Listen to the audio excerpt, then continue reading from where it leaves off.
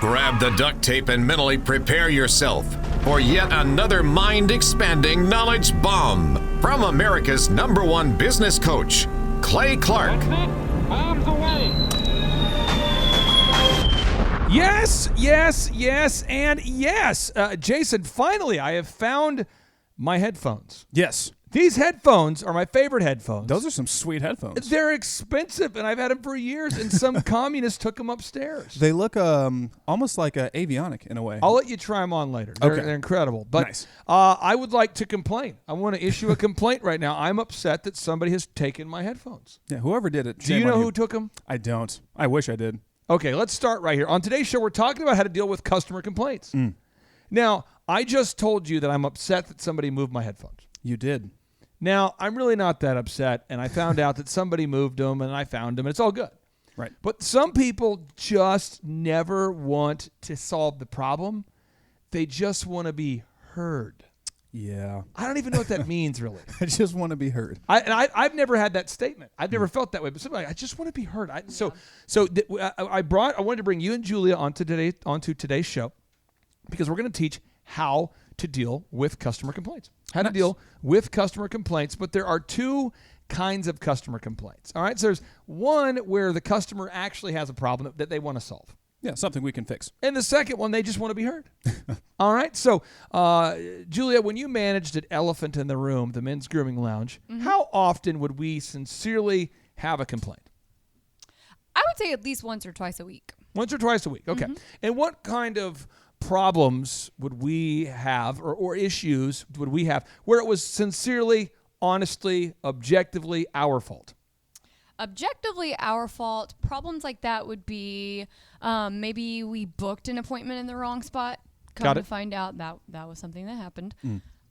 Or maybe somebody ran over 5 minutes or so on an appointment. That would happen occasionally as well. All right, Jason, you managed all three stores there for quite a while. Correct. And did a great job of it, by the way. But how often would we, in your opinion, from your experience when you're managing all three stores, how often would you deal with a complaint?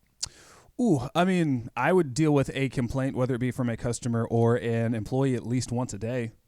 Because you had three stores, whereas Julia was managing one store. So she'd have one. Okay, so the point is, we really did have real complaints. True. And there's a way to deal with the complaints. But I want to make sure we get this in our minds. There are two kinds of complaints. Complaint number one is the sincere complaint, and complaint number two is the insincere complaint. Oh, that came in hot. Very, very. Let me try that again. Let me get pull it. Oh, that's better. That's good. Okay. Now, okay, so recently, just 2 days ago, I interviewed Ben Carson. You did. That was pretty incredible. Who is a doctor, and he's the U.S. Secretary of Housing. Just his life was made into a movie. The movie was played by Cuba Gooding. The man who played him in the movie was Cuba Gooding Jr. I'm only slightly pissed they didn't ask me. Unbelievable. Yes, you are the plan B. It's ageism. You are the plan B. So what I want to say, though, is that Ben's team, after the interview, said, thank you. Could you take out this portion of the interview? Because that wasn't what you agreed to ask. Oh. Okay, so I sent over the questions ahead of time, and they approved them, and then I asked them questions. And then there was a part of it where I was excited to interview one of my heroes, and I thought I'm going to ask him a bonus question, like a bonus fry. Right. You don't have any kids, but Julia, you have kids. Hey, I know about the bonus fries at the bottom of the bag. Yeah, so when you're a parent and your kid's under the age of 5, you will take any fry that they have is a bonus fry for you. Oh. So you just reach over into their bag and you just say, I'm going to take one. Okay. Now, when your kid starts to get to be 12 or 13, they'll say, Dad, get your own fries. And I'm or 3 going on 18. There you go. So what you do though is you as a host, you want a bonus fry question. I could see that. So if you're interviewing Ben Carson and you have him there, there's part of my spirit man, the part inside here. Maybe it's my devil man. I don't know. But I wanted to say, would you be willing to wear a Donald Trump wig in 2022 or 2024 if that would give you the victory? Because I told him I wanted to vote for him. Right. I did vote for him. President Trump beat him, so Trump has my full support. But I wanted Carson to win. He was my guy. Yeah. And I just asked the question, would you be willing to wear a Trump wig in 2024 if that's what was required to win?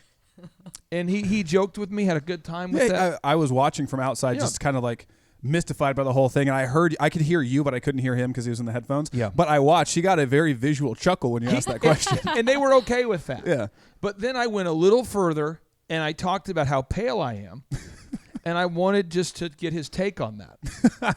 And, I mean, what do you do? I mean, he's definitely not white. Yeah. I'm definitely pale. I went there, and he had a good time with it. But at the end of the day, the media takes little clips of things. Yes. And it could have been misinterpreted. They could have flipped it how they yeah, wanted but to. I feel like Ben Carson and I, we've talked for 12 minutes now. We're buddies. Yeah. I feel like I could go there with it. But anyway, the point is, they asked, could you take that part out?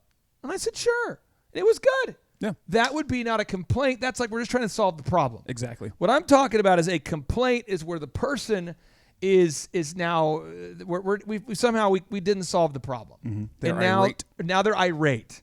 So the definition of complaint is a statement that is a situation is unsatisfactory or unacceptable. That's not what they said. They didn't have a complaint. Ben Carson's team didn't have a complaint. They just said, "Could you make a change?" Mm-hmm. I said, "Boom. Well, yes, we'll do it." But a complaint is where it's a situation where it's a statement that a situation that has occurred is unsatisfactory or unacceptable. Mm. All right. Sounds like something you Another would, example. My wife and I, we write checks to people every month, and one of the checks came back this morning. It didn't go through. I don't know. So I have to find out today. I put it right on my list here. Call Arthur. So I got to figure out what happened. I think what happens once or twice a year maybe. Well, I think the funds went into the wrong account or something. But I now have a responsibility to deal with the situation as soon as possible. Yeah. It's 7:48 in the morning. I just heard about it, so I'll deal with it before 9 o'clock. before it becomes a complaint. Right. Now a complaint, we've let it fester. We've let it simmer. Now we have a complaint. All right. So here we go. So I'm going to walk you through the scenarios. And Julia, you can kind of educate the listeners here, okay? So we have B.L.A.S.T.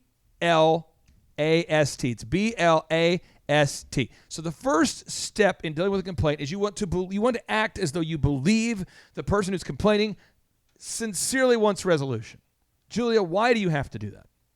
You have to be empathetic. So first of all, anytime you're dealing with a complaint, even if it's a sincere complaint or an insincere complaint, it's managing emotions. And so first of all, just to make sure that you have the emotional intelligence, or you're leading that emotion in the right way. First, you have to believe what they're saying is true, or it's going to come off insincere on your part, and then that's just going to make the situation even worse.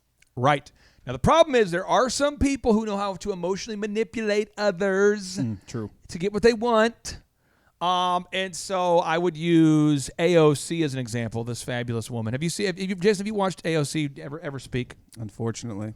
Have you seen her? Yeah. This woman, Alexandria Ocasio-Cortez, she is now talking ad nauseum about how there's sexism in Congress and how she just doesn't feel like she's being heard. She's playing the victim card.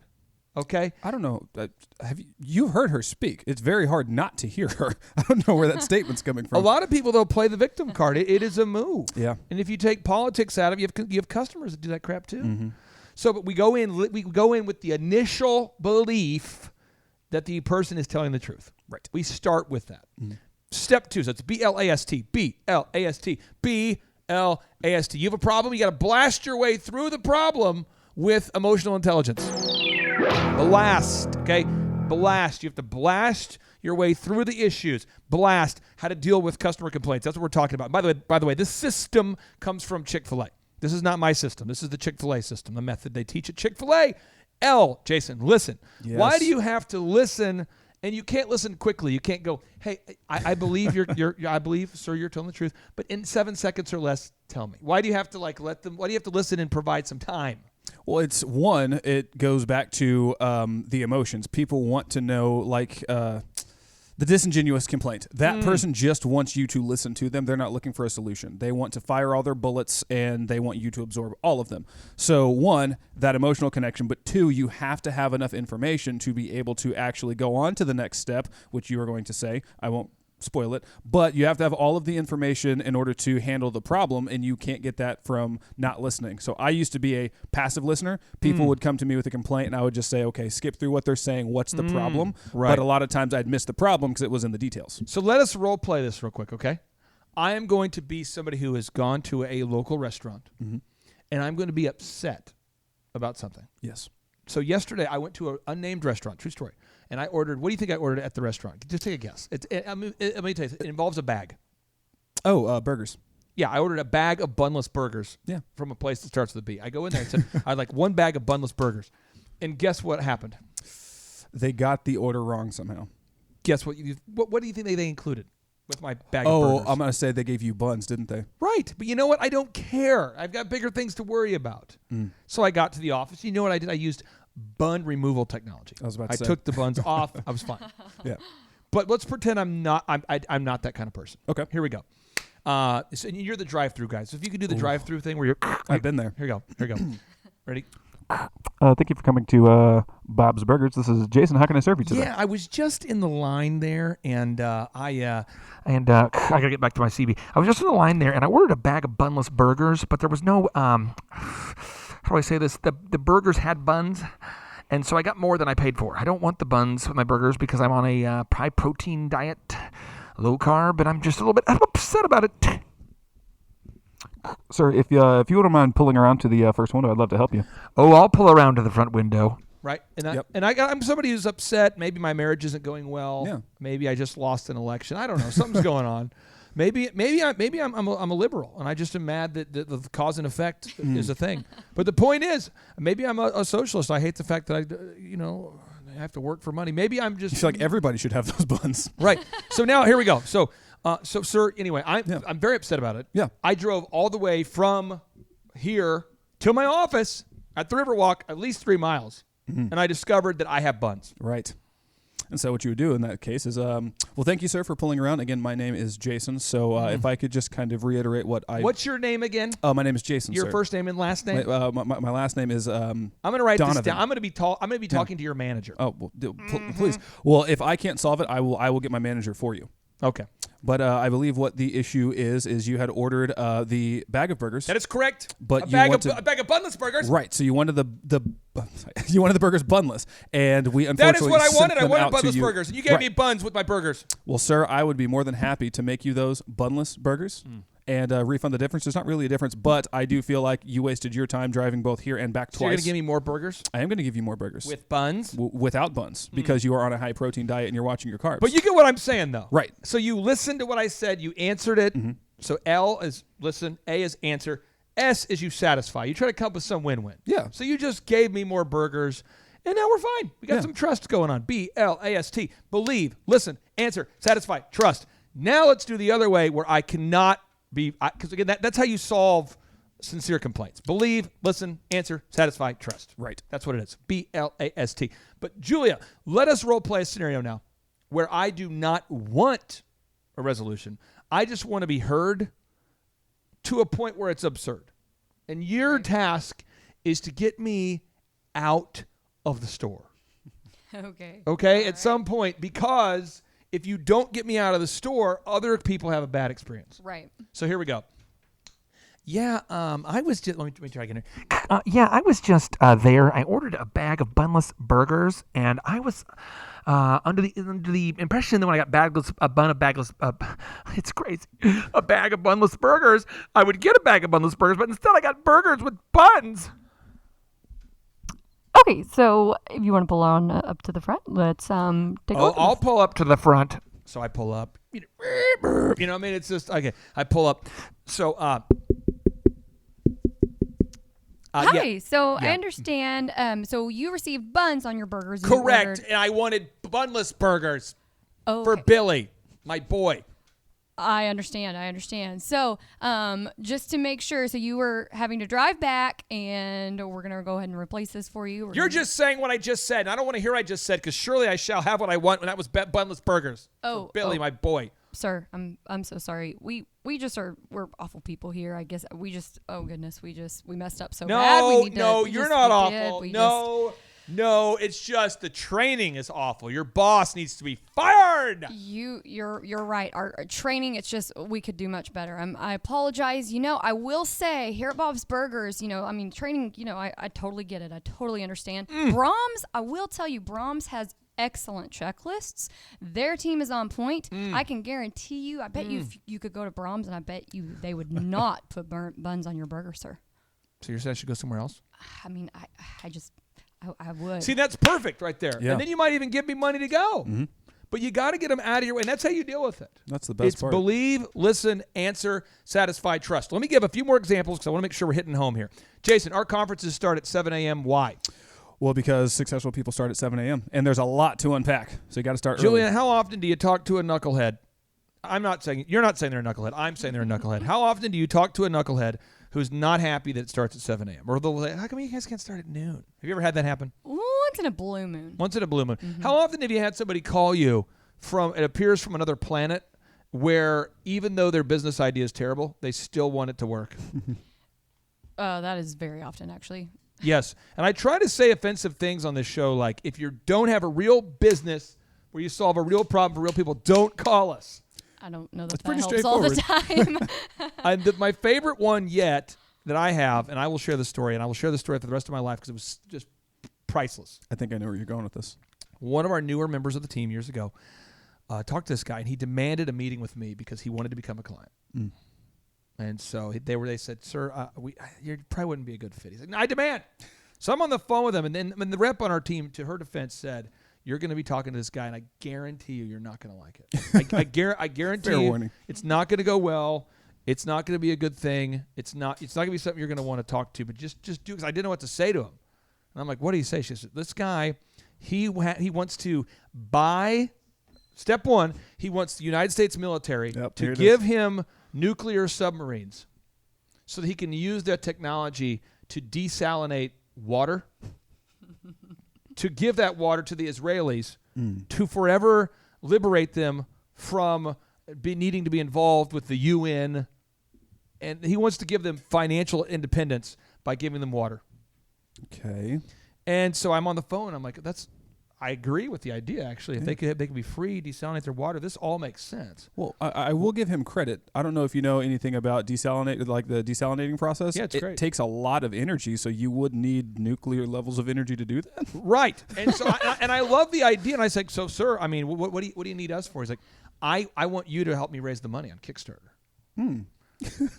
Like, so you want me to do a Kickstarter campaign? We've helped Bob with the grill gun to raise $500,000 on a nuclear submarine. Yeah, we help startups raise money. We've done that, but to help I'm like, sir, I don't even know what a nuclear submarine costs. How much is it? He's like, well, there's billions. I'm like, so what do you want to do? He says, I want to immediately ban the use of these submarines for these corrupt military uses, and I want to then buy them, crowdfund it, desalinate water. So I'm going, well, what do you do now? Are you like a nuclear physicist? Are you in the military? What's your bag? He says, I work at Jimmy John's. Hey, man, they're freaky fast. And he's not joking with me. And he is irate. I wouldn't take him on as a client. But again, you believe, you listen, you answer, you satisfy, you trust. That's how you do it. That's right. That's how you do it. And I believe this show here, we recorded this show specifically for a wonderful thriver who is up in Iowa, maybe? Is it Iowa? She's in Wisconsin, I think. Wisconsin? Right? It's Black River Falls, right? So this show goes out to you. I appreciate you having a question. We'll get this show out to you as soon as possible. And whenever you guys have questions, if you're a listener to the show and you have questions, you want us to do a specific show for you, email us, info@thrivetimeshow.com, info@thrivetimeshow.com. And if your name is Bernie Sanders and you would like for me to record a show for you about how capitalism works, I would love to do it. So again, if you're out there and your name is Bernie Sanders and you want to know about capitalism, just email me. If your name is AOC, just email me. If your name is Nancy Pelosi, just email me. I know you can't think, but if you could think, please type to info@thrivetimeshow.com, and I'd love to do a show for you about how capitalism works. And now, without any further ado, let's end the show at the boom. 3, 2, 1, boom. Whoa.